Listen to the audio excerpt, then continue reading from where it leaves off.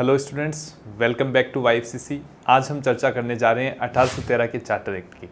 सबसे पहले जानेंगे इसके मुख्य उद्देश्यों के बारे में। इसके मुख्य उद्देश्यों को हम दो रूपों में देख सकते हैं। सबसे पहला इसका उद्देश्य वो था कंपनी के ऊपर प्रभावी नियंत्रण स्थापित करना और इसी के साथ जो व्यापारिक एकाधिकार कंपनी को दिए हुए थे उन्हें समाप्त करना इसका मुख्य उद्देश्य था। दूसरा मुख्य उद्देश्य के रूप में जो ईसाई मिशनरी थे उनको भारत में अधिक स्वायत्तता की मांग वो काफ़ी समय से कर रहे थे, तो इस मांग को स्वीकार करने के उद्देश्य से 1813 का चार्टर एक्ट लाया गया था। अब हम जानेंगे इसके प्रमुख प्रावधानों के बारे में। इसके जो प्रमुख प्रावधान हैं उनको हम 7 बिंदुओं के अंतर्गत देख सकते हैं। ये प्रमुख प्रावधान इस प्रकार हैं। सबसे पहला प्रावधान है कंपनी के शासन में 20 वर्षों की वृद्धि कर दी गई।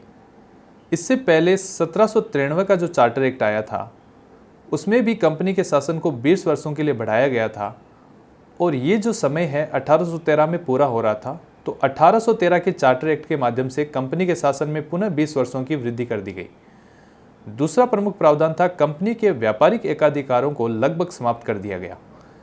इससे तात्पर्य है कि भारतीय व्यापार जो है वो सभी ब्रिटिश व्यापारियों के लिए खोल दिया गया था, परंतु फिर भी इस कानून में चाय के व्यापार तथा चीन जो देश है उसके साथ कंपनी का जो व्यापार है उसके एकाधिकार को बनाए रखा गया। इस तरह से एकाधिकार को समाप्त जो है वो लगभग समाप्त कर दिया गया था, पूर्ण रूप से यहाँ पे समाप्त नहीं किया जाता है। यहाँ पे हम जानें कि इसके पीछे रीज़न क्या था। तो 18वीं शताब्दी में यूरोप राष्ट्र में औद्योगिक क्रांति का जो है सूत्रपात होता है, औद्योगिक क्रांति की शुरुआत होती है और धीरे धीरे 1812 तक जो है ब्रिटेन है औद्योगिक क्रांति के रूप में या औद्योगिकरण में सबसे प्रमुख राष्ट्रों के रूप में उभर के सामने आता है और यहाँ पे बहुत ज़्यादा उत्पादों का प्रोडक्ट्स का प्रोडक्शन होता है। तो इस रूप में यहाँ पे अब कंज्यूम करने के लिए उन प्रोडक्ट्स को एक ब्रॉड एरिया चाहिए था, एक बड़ा क्षेत्र चाहिए था। लेकिन उसी समय यूरोप के अंदर नेपोलियन बोनापार्ट है वो साम्राज्यवादी नीति के अंतर्गत जो साम्राज्य विस्तार करता है और साथ ही वो जो है ब्रिटेन के ऊपर भी अपना आधिपत्य स्थापित करने के लिए ब्रिटेन को आर्थिक रूप से कमज़ोर करना चाहता है। इसलिए वो एक नीति अपनाता है जिसको कहा जाता है कॉन्टिनेंटल ब्लॉकेड की नीति, जिसमें ब्रिटेन के साथ यूरोप के अन्य राष्ट्रों का इंपोर्ट एक्सपोर्ट का जो बिजनेस है वो समाप्त कर देता है। जिससे क्या होता है कि ब्रिटेन के व्यापारियों को कोई ऐसा राष्ट्र चाहिए होता है जिसके साथ वो व्यापार कर सके। तो अब तक जो ईस्ट इंडिया कंपनी का एकाधिकार था दक्षिणी पूर्वी एशियाई राष्ट्रों के साथ, तो उस रूप में वो ब्रिटेन की सरकार पे प्रेशर बनाते हैं कि ये एकाधिकार समाप्त किया जाए। तो इसीलिए जो है ब्रिटेन की सरकार है कहीं ना कहीं प्रेशर में होती है इस एकाधिकार को समाप्त करने के लिए। तो इस रूप में जो है ये एकाधिकार समाप्त किया जाता है। लेकिन यहाँ पर भी पूर्ण रूप से एकाधिकार समाप्त नहीं करके आंशिक रूप से जो है इस एकाधिकार को समाप्त कर दिया जाता है। तीसरा प्रमुख प्रावधान था ईसाई मिशनरियों को भारत में धर्म प्रचार की जो है अनुमति इस एक्ट के माध्यम से मिल जाती है।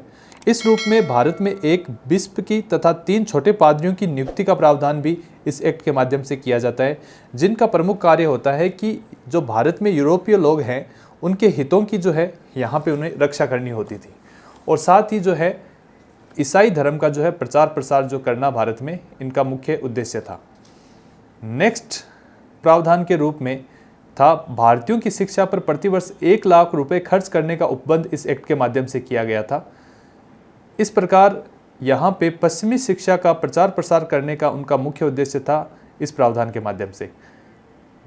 नेक्स्ट प्रावधान था स्थानीय स्वायत्त शासित संस्थाओं को करारोपण का अधिकार भी इस एक्ट के माध्यम से दे दिया गया था और इसके साथ ही यदि कोई कर नहीं देता था तो उसके ऊपर दंडात्मक कार्रवाई या उसके अगेंस्ट में दंडात्मक कार्रवाई भी की जा सकती थी।